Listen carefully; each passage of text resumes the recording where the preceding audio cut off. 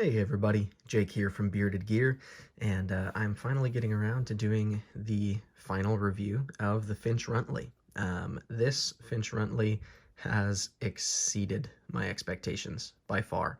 I was really intrigued about this little guy just from seeing it in pictures, watching a couple of videos about it, and then I went ahead and picked one up from River's Edge Cutlery, who by the way is fantastic.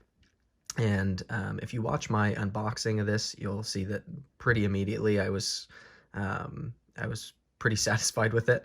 A little bit surprised, frankly, about how much I actually liked it once I got it in hand. And then I went ahead and I did quite a bit of cutting with it. You'll even see, if I'll link down below, I've got a video where I did a pocket test and some cut testing, and I put it through some cardboard in that video, some rope, and then even a little bit of wood. And this little sucker just works. It's just such a great little knife. I've had this in pocket way more than I thought I would before I got it. Because it's such a nice tiny little profile, it just makes a great fifth pocket knife. I actually typically even run it in the fifth pocket without even clipping it in, because it's just the right size to just kind of nestle down into that pocket and fit super well. It's nice and snug. It's not like I've ever had an issue with it slipping out or anything like that, and it just works for me in that way. But yeah, I, as you can see, opted for the yellow scales. This is the yellow belly version of the Runtly. After having the knife for about a day, I actually ended up talking to one of the guys behind Finch Knives, just DMing on Instagram a little bit, and he mentioned that when he designed this knife, he actually designed it with the yellow scales in mind. This was the color the knife was supposed to come out in. So I'm really glad that I got this yellow belly version. I think, if I'm not wrong, the yellow belly is sold out everywhere that I've seen. You can still get this knife in black, I believe, and they're kind of doing them in little batches. I also found out, even though this company is based out of Kansas, I think it's Stillwell, Kansas, they are having their production done by Best Tech Knives, and frankly, I've got no problems with that.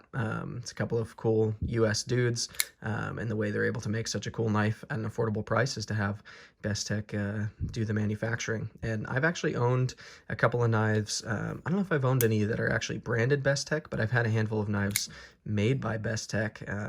The best example that comes to mind would be the Adam Purvis progeny. The first gen, I was in on the Knife Nuts podcast version of that knife. That, I believe, was a Best Tech built knife, if I'm not wrong, and it was fantastic. Anyway, so the build quality on this is just, it's exactly what I would want it to be, if not even a little more. All the edges are fantastically finished. The blade finish is really cool. It's stood up really well. You can see this thing looks essentially perfect, and I have put some serious use on it. It's not exactly light, especially for its size, but it's kind of cool how it feels so like stubby in that way. But yeah, lockup is great. I've had no issues with lockup. Deployment is fantastic. The detent is just dialed in beautifully well, especially for how tiny this little blade is. It's able to fly out like that. Works great with the flipper tab, as you saw, or I can middle finger flip using that nail neck there. And that's frankly the way that I usually open this knife. The clip looks great. The G10 is finished great. The centering still dead on. Yeah, everything about this knife in terms of fit and finish is just, it passes with flying colors. It's great. There are no quality issues at all with this one. And yeah, it's funny. I've seen, as I've posted this knife on Instagram a few times and put up a couple of videos of my first impressions and that cut test and all that, I've noticed a lot of people saying that they never would have considered a yellow knife until seeing this one. And frankly, I was the same way. There was never a knife that I wanted in yellow. There's not even that many knives available in yellow. I guess like the Spyderco Salt series you can get in yellow. But yeah, I was never drawn towards a yellow scale material, but now that I have this one and I've been able to kind of use and enjoy it and feel it, I'm really, really stoked that I picked the yellow. I think it looks awesome, and I know there will be more of the yellow belly version coming. I don't know what the timing is on any of that. I'm sure you could reach out to Finch or whoever your retailer is. Maybe River's Edge would know. But yeah, so there's there's more coming on it. One thing I've learned after receiving the knife is this glows in the dark, the insignia here, that little crest, which is kind of rad. I'm not really like a glow material kind of guy. It's not my thing, just because it usually has like a greenish hue to it. But on here, I would not have known unless I was told that that was glow material. So that's really cool. Yeah, I think I've already said quite a bit about this knife in my first impressions and in my cut test video. But if I were to sum it up, it would just be that if you're interested in a fifth pocket knife, one to go in your fifth pocket, not the fifth one that you would own. If you want a knife that fits well in your fifth pocket, a small EDC folder, for me this fits like a secondary knife roll for when I'm carrying two knives. This is just such a compelling option, and it's really cool that it's a brand new knife company. I think they are involved in watches already, so some people may know them for their watches. I'm not sure what the watch company is called. I did see it on Instagram when I was researching this knife. But yeah, these guys are new to the knife scene. There's a lot of overlap, frankly, between watches and knives in terms of like EDC community ties. So I think it makes sense that they've kind of made this departure into knives.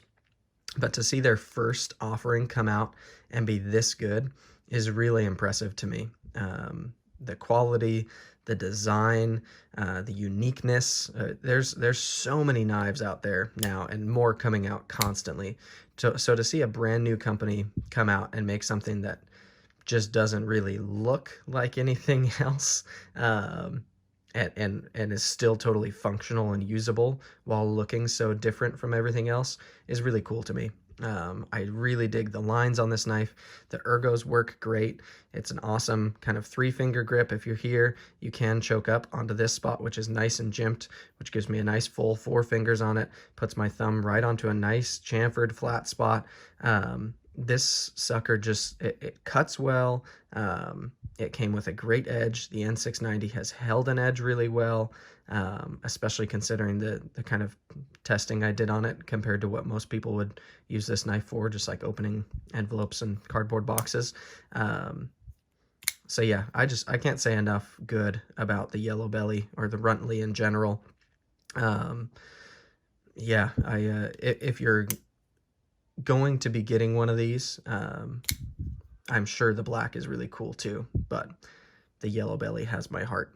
It's funny how a knife can come along, and I really just picked yellow because it seemed like something different and fun to do, and I assumed I wouldn't be keeping this knife forever and I would just end up trading it off or whatever. But now that I have it, this kind of feels like a forever knife, or at least a very long time knife, especially after learning that the yellow is kind of like almost a design feature of the knife. The way it was, the pen went down to paper, this knife was supposed to come in yellow. So I think it's really cool, and I'm looking forward to seeing what else Finch Knives or Finch Knife Co. comes out with. I've seen a few pictures of some of their models that are right on the horizon, and I'm really excited to check those out, because if they're as good as the Runtly is, then I'm going to need to own them, because this is just fantastic.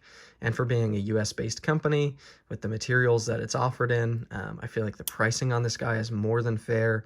I feel like it has an awesome argument of like its actual philosophy of use, being this small but still very like robust, sturdy little folder. I was also joking with my friend Alex from Alex Knife Box that I think he commented on, it was one of my videos or a picture of this I put on Instagram, and I made a comment about how this is the most traditional knife I own, and it's on bearings and is a flipper. But it's true, I'm not a traditional knife guy at all. I may start trying some out to see if there's anything I'm missing there, but I've never been into traditionals. I don't really like slip joints, don't really like lockbacks, and almost all traditionals are those mechanisms, and the styles don't really do it for me all that much. I've just never been super into it, but this knife has a lot to it that reminds me of a traditional. It's got a pocket clip, it's got a flipper, it's got bearings, but the lines, the styling, the crest you get here, the nail nick, it feels like a really cool kind of blend between traditional and modern flipper. So yeah, I love the Finch Runtly. I think it's super cool, and I definitely recommend getting one. If yellow's not your thing, then there's the black one out there. I know I saw on River's Edge Cutlery's site that they did an orange one. I think that had a black blade. I was way too late for that one. That would have been cool. I don't know if they'll do more kind of exclusives like that, or runs in certain colors or whatnot, but keep an eye on Finch knives, because this sucker's just awesome, and I have a feeling that their other offerings are going to be pretty good too if they're keeping up with themselves. So there you have it. That is the Finch Runtly. This is the Yellow Belly version, and it's an awesome little 5th pocket knife. Totally recommend it.